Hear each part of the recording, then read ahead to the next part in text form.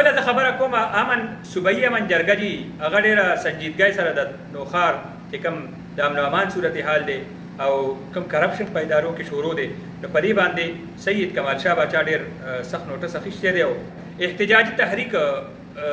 باقاعده شروع کول اعلان کړی دی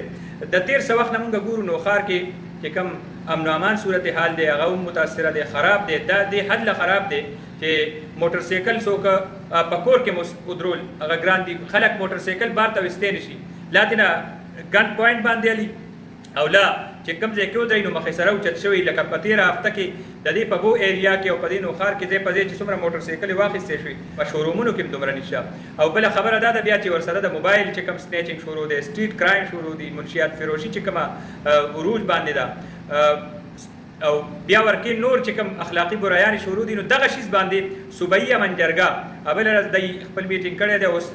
ان قریب د ضلعي تنظیم چې کوم میټینګ تحصیلونو میټینګونه هغه راغوستې شوي دي نو یو لوی تیاری کېږي علاقه کې د یو تحریک برپا کولو او بیا د پولیس او ادارو سره په یو پیج باندې د دغه سټریټ کرایم بیخکونی هغې دپاره او که بیا داسې نه کېږي نو بیا د لشکرکشۍ اعلان باقاعده بعضې علاقو کې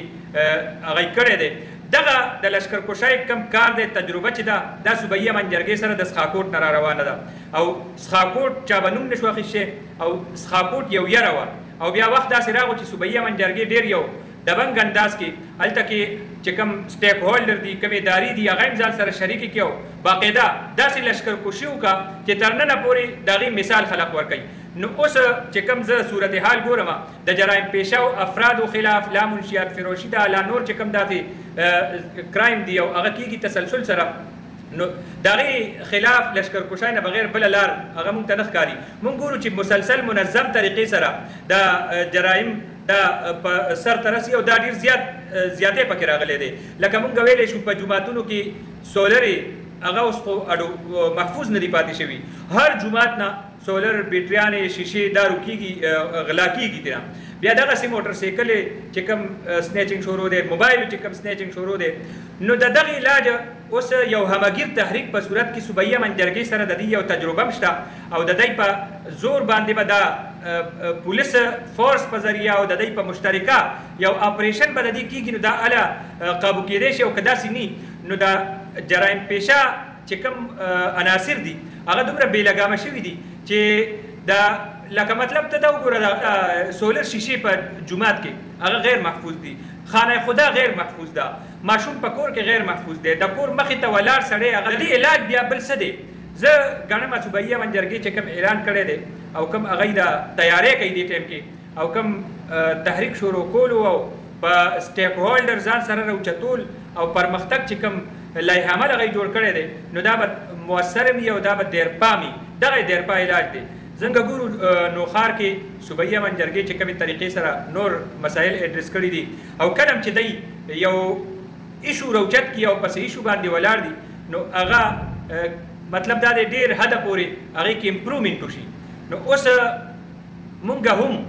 د مختلفو علاقو نه چې کوم معلومات راځي مختلفو علاقو کې چې کوم ایشوز دي نو هغه به هم صوبایي امن جرګې په ذریعه باندې حل کېږي او د هغې یوه لاره دا ده چې پریشر ډیولپ شي او باقاعده د خلک په یو پلیټ فارم د ټولو پارټو چې کوم وګړي دي د ټولو پارټو چې کوم کارکنان دي دا صوبایي امن جرګې سره په یو پلیټ فارم هغه صرف او صرف دې دپاره راشي چې د سماجي چې کوم مسلې دي لکه لوډ شیډینګ شو سټریټ کرایم شو او اغواکاري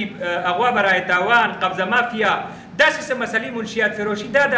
مشترکه قدم نه بغیر نه کېږي نو دا ټول چې رایوځای شي دا مسلې دې کې به امپرومنټ وشي که مکمل نه کنټرول کېږي نو یاره 50% 60% پورې خو دې کې امپرومنټ کېدی شي که نه دا ډېر غټ شیز دی چې دا امپرومنټ پکې راشي نو زه ګڼم دا ښه اعلان شوی دی او دې باندې ټولو پارټو چې کوم ورکر دی رهنما دي مشران دي هغوی له په دې یو پیج باندې راتګ پکار دی